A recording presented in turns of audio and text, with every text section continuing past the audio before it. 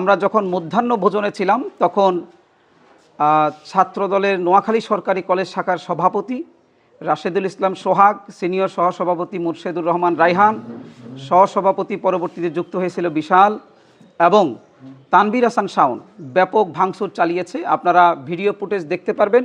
অধ্যক্ষ মহোদয়ের কক্ষে ভাঙচুর এবং তার সামনের কক্ষে ভাঙচুর। তার পরবর্তীতে আমাদেরকে সেখানে নানা ধরনের হুমকি দিয়েছে। তার মধ্যে অন্যতম হচ্ছে কয়েকজন শিক্ষককে হত্যার হুমকি দিয়েছে। আনোয়ার হোসেন ভূঁইয়া স্যারকে বলেছে আপনাদেরকে নির্দেশ দিলে 10 মিনিটের মধ্যে ড্রেনে ফেলে দেওয়া হবে এবং দুনিয়াতে থাকতে দেওয়া হবে না।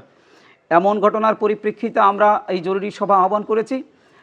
ছাত্রদলের কেন্দ্রীয় কমিটিকে আমরা বিষয়টি সম্পর্কে অবহিত করব এবং কলেজের বর্তমান কমিটিকে আগামীকালকের মধ্যে বাতিল করতে হবে। আগামীকাল সকালের মধ্যে বাতিল করতে হবে। সকালের মধ্যে বাতিল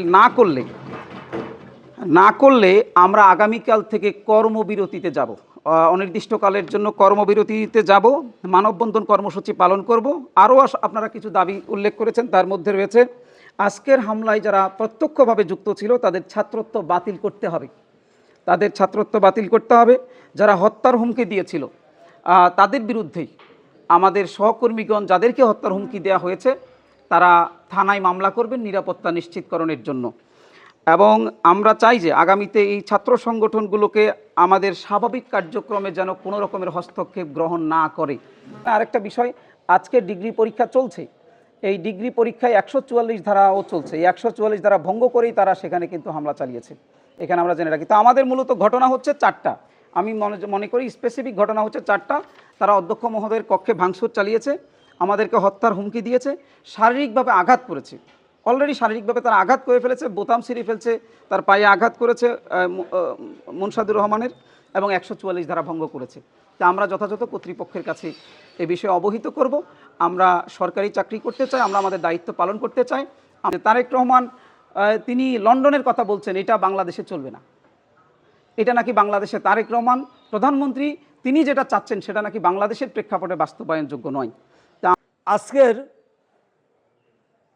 এই আচরণের জন্য আমি আমার সহকর্মীদের সাথে কথা দিচ্ছি, আপনারা যদি বলেন আমি এই প্রতিষ্ঠান থেকে চলে যাব, এই নির্লজ্জ জায়গায় থাকতে চাই না, চাকরি করার দরকার নাই, ক্ষেত খামারে কাজ করব, তাতে আমার ভালো।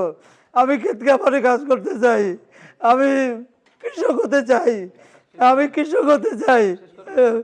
আমি সেখানে আপনারা দেখতেছেন আমাদের আশপাশে 2টা গেট আছে, গেটটা সবসময় উন্মুক্ত থাকে। সেখানে আমাদের বিরুদ্ধে অভিযোগ দেওয়ার মতো আমি তো কিছুই খুঁজে পাই না। 144 যারা থাকলে আমার একটা নির্দিষ্ট এরিয়ার মধ্যে লাল পতাকা থাকবে, 144 যারা জারি থাকবে সবার জন্য জারি থাকবে। আর যে অভিযোগটা এই যে আমাদের বিরুদ্ধে খেতে না দেওয়া, এগুলা হইলো ধরেন তাদের নিজস্ব মতামত দিয়ে ছাত্রদলকে বিপাকে পালানোর জন্য একটা মোপ তৈরি করে শিক্ষকরা এমনভাবে কথা বলতেছে আমরা আমাদের ছাত্রদল হিসেবে তারা কোনো আমাদেরকে স্পেস দিচ্ছে না কথা বলার জন্য। একটা পর্যায়ে হাতাহাতি বলতে টিচাররাই হাতাহাতি করে নিজেদের পায়ের সাথে লেগে এখানে কিছু ভাঙচুর ওনারাই এই যে ভাঙচুরের সাথে ওনারাই জড়িত, এই যে হাতাহাতি ওনারা করে ওনারা ভেঙে ছাত্রদলের উপর দায় চাপিয়ে যাচ্ছে।